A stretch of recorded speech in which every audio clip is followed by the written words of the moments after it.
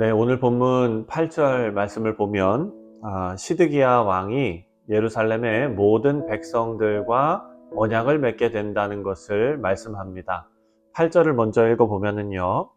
시드기야 왕이 예루살렘에 있는 모든 백성과 한 가지로 하나님 앞에서 계약을 맺고 자유를 선포한 후에 여호와께로부터 말씀이 예레미야에게 임하니라. 아멘. 이스라엘의 율법에는요, 종이 된 동족은 7년이 되는 해에 놓아줘야 한다라는 규정이 있습니다. 하지만 당시 유다의 상황을 보면 이런 율법을 지키지 않고 불법이 가득했다는 것을 알 수가 있습니다. 우리가 전에도 묵상했지만 유다 예루살렘이 바벨론에 의해서 포위당했을 때 유다는 다급했지요. 그래서 할 수 있는 것을 다 했습니다. 그 방법의 하나로 시드기야는 하나님 앞에서 계약을 맺고 백성들에게 노예로 지금 종살이하는 그런 동족들에게 자유를 선포합니다. 하나님의 진노를 조금이라도 누그러뜨리려는 것이 시드기야의 목적이었습니다. 동시에 자신의 동맹인 애굽의 도움을 청했습니다. 그런데 애굽이 바벨론을 견제하면서 군대를 보냈습니다. 그래서 예루살렘을 포위하고 있었던 바벨론이 조금 물러났습니다. 자, 여기에서 상황이 조금 나아지니까 시드기야의 마음도 바뀌어 버렸습니다. 11절입니다. 11절 말씀을 보면 후에 그들의 뜻이 변하여 자유를 주었던 노비를 끌어다가 복종시켜 다시 노비로 삼았더라. 여러분, 시드기야는요, 상황이 잠깐 동안 변하니까 바로 마음을 바꾸고 백성과 하나님 앞에 약속한 것을 깨뜨리고 노비를 끌어다가 다시 노비를 삼았다라고 말하고 있습니다.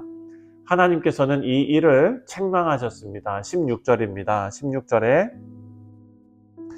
너희가 돌이켜 내 이름을 더럽히고 각기 놓아 그들의 마음대로 자유롭게 하였던 노비를 끌어다가 다시 너희에게 복종시켜 너희의 노비로 삼았도다. 자, 뜻이 변하여 라는 이 단어는요, 되돌아가다 라는 뜻을 가지고 있는 단어입니다. 하나님께서 책망하신 것은 하나님의 이름 앞에서 하나님의 목전에서 맺은 언약을 무시하고 자신의 목표가 이루어지자마자 예전 상태로 되돌아갔다라는 것에 책망을 하고 있습니다. 이 일로 인해서 하나님의 이름이 더럽혀졌다라는 것입니다. 우리 사랑하는 성도님들, 이 부분에서 우리는 진정한 회개는 행동의 변화 이전에 마음이 변해야 한다. 마음의 변화가 함께 이루어져야 한다. 이것을 우리가 알 수가 있습니다. 바벨론 군대에 포위된 직후에 시드기야는 노예를 해방하고 하나님께 엎드리는 척 했습니다. 사실 율법은 같은 동족을 노예로 삼지 말라라고 가르칩니다. 하지만 어떤 상황 가운데 피치 못할 상황이 있어서 노예로 삼게 된다면 노예로 여기지 말고 품꾼으로 여기라 라고 기록되어져 있습니다. 그런데 왕이 노예를 해방시키는 법을 내려야 될 정도로 같은 동족을 노예로 삼는 일이 허다했다. 유다 사회에서는 너무나 흔한 일이었다라는 것을 우리가 알 수 있습니다. 그럼에도 불구하고 노예를 해방시키는 명령을 했다는 것은 어찌 보면 시드기야 왕에게는 큰 변화였습니다.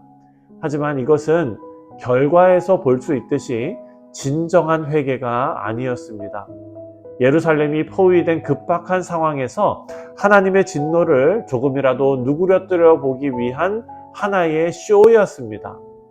시드기야의 행동은 마치 시드기야가 회개한 것처럼 보이게 했지만 실제로는 이기적이고 탐욕스러운 그들의 실체가 하나도 변하지 않았다는 것을 우리가 알 수가 있습니다. 우리 사랑하는 성도님들, 진정한 회개는 행동의 변화가 먼저가 아니라 마음의 변화가 먼저라는 것을 우리가 알 수 있습니다.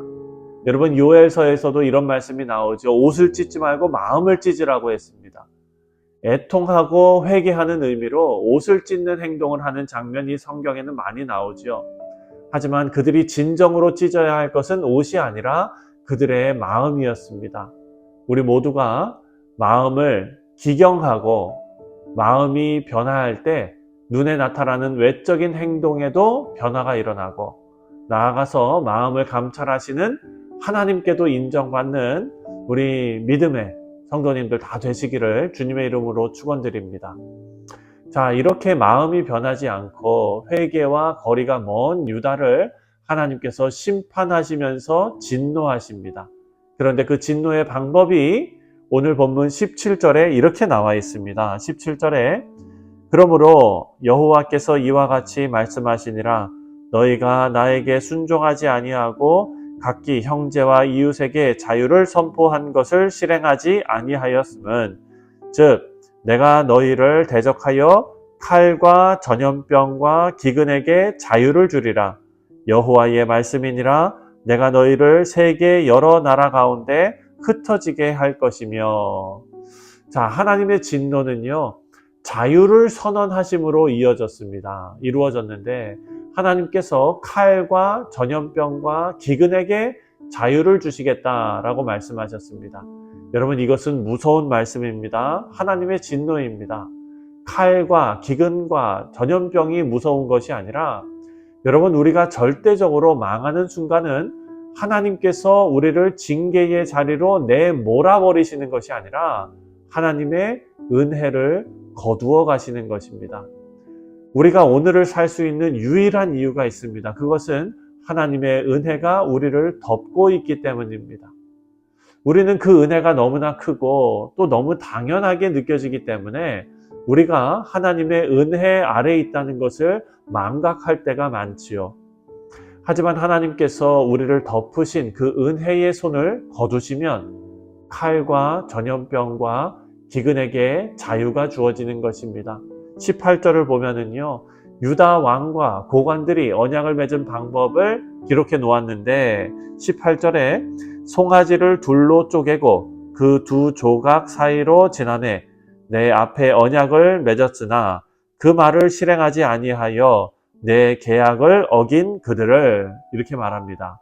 자, 우리가 잘 아는 대로 언약을 맺을 때 재물을 반으로 갈라놓고 그 사이를 지나갑니다. 이는 언약을 어길 때에 반드시 반으로 토막난 재물과 같이 화를 당하게 된다라는 의미입니다. 유다는 하나님과 맺은 언약에 의해서 심판을 받게 되었습니다. 쪼갠 송아지 사이로 지나간 유대 고관들과 제사장들과 모든 백성들은 이제 결국 쪼갠 송아지와 같은 운명이 되는 것입니다. 우리 사랑하는 성도님들, 유다의 고관들을 손가락질을 할 것이 아닙니다. 왜냐하면 우리가 바로 하나님과 맺은 언약을 파기해서 쪼개진 송아지처럼 멸망을 당하게 된 사람들이기 때문입니다. 하지만 예수님께서 언약 파기로 죽게 된 우리를 대신해서 죽으셨습니다. 하나님이 두려울 수밖에 없는 이유가 바로 이것입니다. 하지만 예수님을 통해 소망이 주어졌는데 예수님의 대속을 믿는 우리는 이제 더 이상 하나님을 두려워하지 않고 하나님께 나아가서 더불어 교제를 나눌 수 있게 되었다라는 사실입니다. 생명의 은인보다 더 큰 은인은 없습니다. 생명을 빚진 자는 절대 그 은혜를 잊지 않습니다.